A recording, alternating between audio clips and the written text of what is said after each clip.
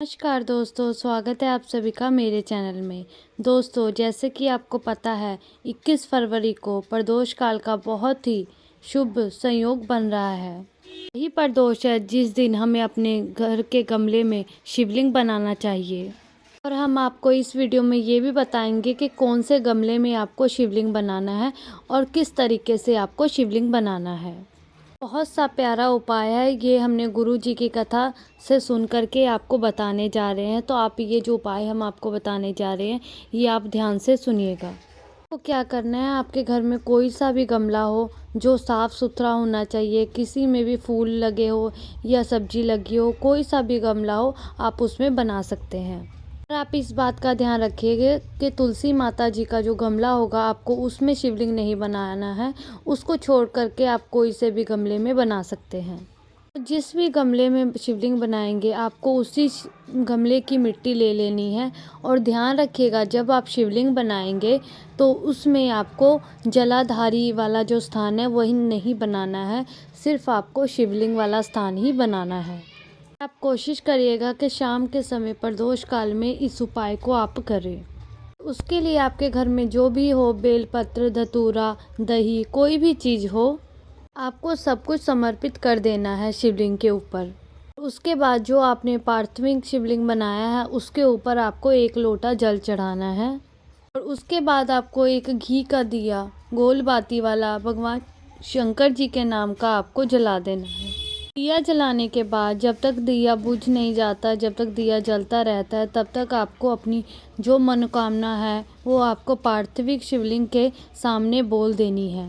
जब दीपक ठंडा हो जाए तो आपको वहाँ से उठना है और चुपचाप अपने घर के अंदर चले जाना है। उसके बाद 15-20 मिनट के बाद आपको उस गमले के पास आना है। और उसके बाद आपको क्या करना है, अपने हाथों से वो पार्थिव शिवलिंग जो आपने बनाया था उसको अपने हाथों से दबा दबा करके आपको वहीं पे उसका विसर्जन कर देना है।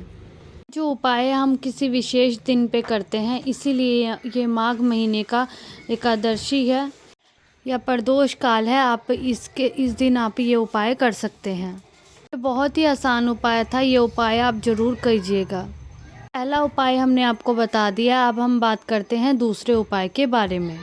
दूसरा उपाय है उन लोगों के लिए है कि जिनके घर में, जैसे मान लीजिए आपके घर में लड़ाइयाँ बहुत होती है, आपके घर में आए दिन क्लेश रहता है, लोग क्रोध बहुत ज़्यादा करते हैं, कोई ना कोई परेशानी आपके घर में आती ही रहती है। आपको क्या करना है, पिसा हुआ आपको पीला चंदन ले लेना है, को उसको छोटी सी कटोरी में रखना है और इसका पेस्ट जो होता है तैयार कर लेना है। उसके बाद आपको दूर्वा लेनी है, दूर्वा आपको 21 लेनी है। उसके बाद आपको अपने घर से 1 लोटा जल ले लेना है, वो भी तांबे के लोटे में। उसके बाद आपको शिवलिंग के मंदिर में, भोलेनाथ जी के मंदिर में शिवलिंग के पास पहुंच जाना है।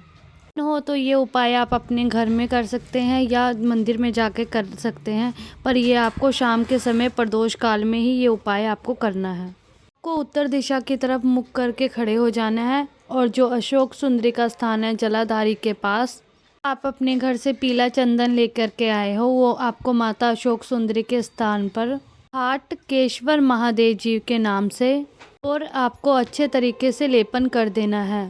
उसके बाद जो आप 21 दुर्वा लेकर के आए हैं उस पीले चंदन के ऊपर आपको रख देना है। उसके बाद जो आप 1 लोटा जल लेकर के आए थे वो आपको शिवलिंग जी पर चढ़ा देना है, श्री शिवाय नमोस्तुभ्यं का मंत्र का जाप करते हुए।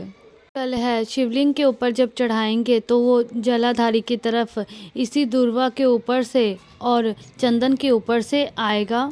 को जलाधारी के नीचे छोटी सी कोई कटोरी रख करके जल को आपको रोक लेना है। उसके बाद जो आपने 21 दुर्वा चढ़ाई थी उस 21 दुर्वा को आपको जो कटोरी में आपने जल इकट्ठा किया उसके में ही आपको रख देना है। उसके बाद इस कटोरी को लेकर के आपको अपने घर में चले जाना है और अपने घर में वही दूर्वा से और वही चंदन वाला जो जल है वो अपने पूरे घर में आपको छिड़क देना है।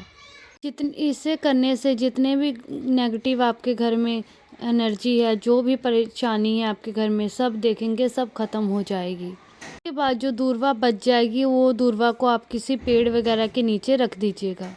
ये जो उपाय हमने आपको बताए हैं ये आप ज़रूर करिएगा, आपको बहुत ही लाभ प्राप्त होगा।